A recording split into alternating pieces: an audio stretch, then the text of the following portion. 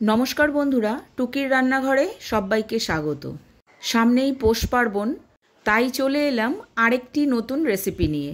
আগের দিন আমি চিড়ের পুলি রেসিপি আপনাদের সাথে শেয়ার করেছি, একদম ইউনিক স্টাইলের রেসিপি। তার লিঙ্কটা আমি ডেসক্রিপশন বক্সে দিয়ে দেবো, চাইলে অবশ্যই একবার ভিজিট করতে পারেন। কেউ কেউ বলে পাটিসাপটা, আবার অনেকে পিঠা বলে। যত ধরনেরই পিঠা রেসিপি হোক না কেন, ঠিক এই পাটিসাপটা পিঠা রেসিপিটা না হলে ঠিক পিঠার মজাটাও কিন্তু আসে না। আজকে আমি শেয়ার করে নেব আপনাদের সাথে একদম সঠিক পরিমাপ সহ কিভাবে পাটিসাপটা রেসিপি তৈরি করা যায়, যেটা হবে একদম সফট আর একদম জালিদার। আর পাটিসাপটা বানাতে গেলে সবার মনে কিন্তু একটা ভয় কাজ করে, সেটা হচ্ছে পাটিসাপটাটা সঠিকভাবে প্যান থেকে উঠবে কিনা, আর পাটিসাপটাটা তৈরি করার সময় ভেঙে যাবে না তো। পাটিসাপটাগুলো দেখেই কিন্তু বেশ বোঝা যাচ্ছে কতটা সফট হয়েছে আর একদম জালিদার হয়েছে। চলুন আজকে সব কিছুই আপনাদের সাথে শেয়ার করে নেব। ভিডিওটা ভালো লাগলে অবশ্যই লাইক এবং শেয়ার করার অনুরোধ রইল। এখানে খুব ভালো করে খেয়াল করলে দেখবেন পাটিসাপটাটা ভেঙে গেছে। কেন এমন হলো সেটাও কিন্তু আপনাদের সাথে শেয়ার করে নেব। পাটিসাপটা তৈরি করার জন্য সবার প্রথমে আমি বাটিতে নিয়ে নেব 1 কাপ চালের গুঁড়ো। দোকানে সাধারণত যে চালের গুঁড়ো পাওয়া যায় পাটিসাপটা বা পিঠা রেসিপি তৈরি করার জন্য, সেই চালের গুঁড়োই আমি এখানে ব্যবহার করেছি। চালের গুঁড়োটাকে আমি আটা চালনি দিয়ে একবার চেলে নিয়েছি। আর নিয়েছি 1/2 কাপ ময়দা, 1/4 কাপ সুজি, 1/4 টিস্পুন নুন। সব কিছুকে একবার ভালো করে মিশিয়ে নিয়ে তাতে দিয়ে দিলাম 1/2 কাপ খেজুরের গুড়। লো ফ্লেমে 2 চামচ জল দিয়ে খেজুরের গুড়টাকে আমি পাতলা করে নিয়েছি। খেজুরের গুড়টা পাতলা করে নিলে ব্যাটারটা তৈরি করার সময় খেজুরটা তার মধ্যে গুলতে বেশি সময় লাগে না। গুড়টা খানিকটা মিশিয়ে নিয়ে এবার এখানে আমি দুধ অ্যাড করে দিচ্ছি। দুধটা এখানে অল্প অল্প করে ব্যবহার করতে হবে, একবারে ব্যবহার না করাই ভালো, তাহলে একটা লাম্পস তৈরি হওয়ার সম্ভাবনা থাকবে। আপাতত ব্যাটারটা তৈরি করার জন্য আমার এখানে দুধ লেগেছে 1.5 কাপ। বাকি আরও 1/2 কাপ আমি কিভাবে ইউজ করলাম সেটা আমি রেসিপিটা দেখাতে দেখাতে বলে দেবো। এবার আমি এটাকে ঢেকে রেখে দেবো 30 মিনিটের জন্য। সময় থাকলে আর একটু বেশি রাখলেও কিন্তু ভালো হয়। ততক্ষণে পাটিসাপটার পুরটা তৈরি করে নেব। তার জন্য কড়াইতে নিয়ে নিয়েছি 4 কাপ নারকেল কোড়া, 1.5 কাপ খেজুরের গুড়। এই সময় গ্যাসের ফ্লেমটাকে আমি মিডিয়ামে রেখেছি। পুরটাকে ভালো করে নেড়েচেড়ে একটু আঠালো করে নিতে হবে। নারকেল আর গুড়টা যখন ভালো করে মিশে যাবে তাতে আমি অ্যাড করে দিচ্ছি 1/4 কাপ দুধ। এখানে আমি রুম টেম্পারেচারে রাখা দুধই ইউজ করেছি। সব কিছুকে ভালো করে মিশিয়ে দিয়ে এর মধ্যে দিয়ে দিচ্ছি 1 টেবিল স্পুন গুঁড়ো দুধ। এটা টোটালি অপশনাল, কিন্তু এগুলো ব্যবহার করলে পুরটার টেস্ট কিন্তু ডাবল হয়ে যায়। সব শেষে দিয়ে দিলাম 1 টিস্পুন এলাচ গুঁড়ো। সব কিছুকে আরও একবার খুব ভালো করে আমি মিশিয়ে নিচ্ছি। দেখুন পুরটা কিন্তু বেশ আঠালো হয়ে এসেছে। এটা হয়ে আসলে এর মধ্যে থেকে আলাদাই একটা সুন্দর গন্ধ বেরোবে। আর একটু হাতে নিয়েও দেখে নিতে পারেন, যদি ছোট্ট হালকা একটা বলের আকারে গড়া যায় তাহলেই মনে করবেন পুরটা কিন্তু রেডি।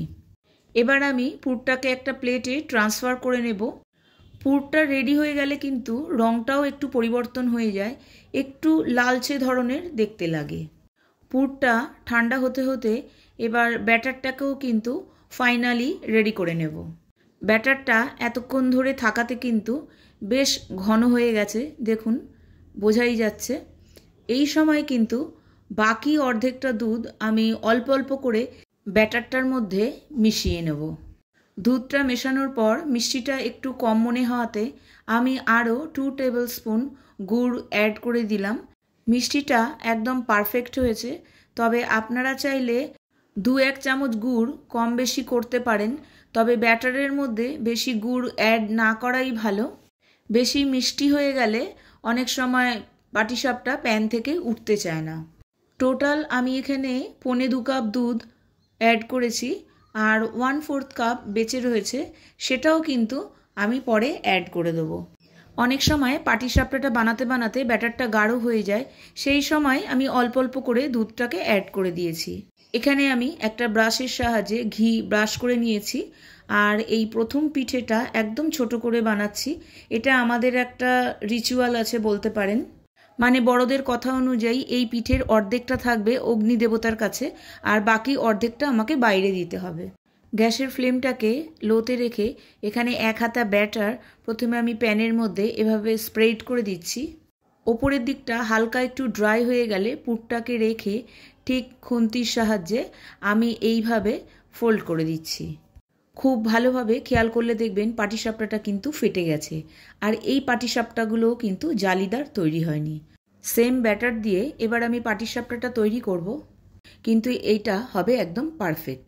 প্রথমেই তাওয়াটাকে কিন্তু বেশ মিডিয়াম ফ্লেমে আমি একটু গরম করে নিয়েছি। গরম অবস্থায় একদম অল্প ঘি দিয়ে তাওয়াটাকে ভালো করে ব্রাশ করে দিলাম। ব্রাশ করার পর আমি গ্যাসের ফ্লেমটাকে কিন্তু লো টু মিডিয়ামে রেখেছি।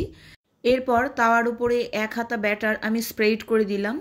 ওপরটা একটু ড্রাই হয়ে আসলে এক সাইডে এভাবে পুরটাকে দিয়ে আস্তে আস্তে ফোল্ড করে নিতে হবে।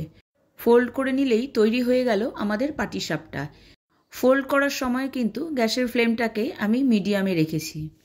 দেখুন সামনে থেকে দেখিয়ে দিচ্ছি, এগুলো সম্পূর্ণ জালিদার হয়েছে আর একদম সফটও হয়েছে, আর খেতেও কিন্তু ঠিক ততটাই টেস্টি হয়েছে। খুন্তি দিয়ে সাইডগুলো চাপার পরেও কিন্তু পাটিসাপটাগুলো ভেঙে যাচ্ছে না। ফোল্ড করার পর দুপাশটা উল্টে পাল্টে এভাবে লাল করে একটু ভেজে নিতে হবে। আপনাদের পাটিসাপটাও কিন্তু ঠিক এরকম তৈরি হবে যদি এই প্রসেসগুলোকে আপনারা একটু ফলো করেন। আশা করি পাটিসাপটা তৈরির ক্ষেত্রে আপনাদের মনে আর নিশ্চয়ই কোনো ভয় নেই। তাহলে এবার ভয় না করে পৌষ পার্বণে বানিয়ে ফেলুন পাটিসাপটা, আর বাড়ির সকলে মিলে এনজয় করুন। বাড়িতে অবশ্যই একদিন ট্রাই করবেন, রিয়েলি ইয়ামি হয়েছে খেতে। ভিডিওটা ভালো লেগে থাকলে অবশ্যই কমেন্ট বক্সে একটা কমেন্ট করে জানাবেন। আর আমার চ্যানেলের পুরনো বন্ধুদের জানাই অসংখ্য ধন্যবাদ। নতুন বন্ধু হয়ে থাকলে চ্যানেলটিকে সাবস্ক্রাইব করে আমার পাশে থাকার অনুরোধ রইল। নিচে দেওয়া বেল আইকনটি অবশ্যই প্রেস করে দেবেন, তাহলে আমি যখনই নতুন কোনো ভিডিও আপলোড করব তখনই সবার আগে পৌঁছে যাবে আপনার কাছে। সামনে থেকে জালিগুলো কিন্তু সত্যিই সুন্দর লাগছে। চলুন তাহলে সামনে থেকে ভেঙে একবার দেখিয়ে দিচ্ছি কতটা সফট হয়েছে পাটিসাপটাটা। দেখুন, বয়স্করাও কিন্তু বাড়িতে এটা খেতে পারবেন। আজকে তবে এই পর্যন্তই। ভালো থাকবেন, সুস্থ থাকবেন, টাটা।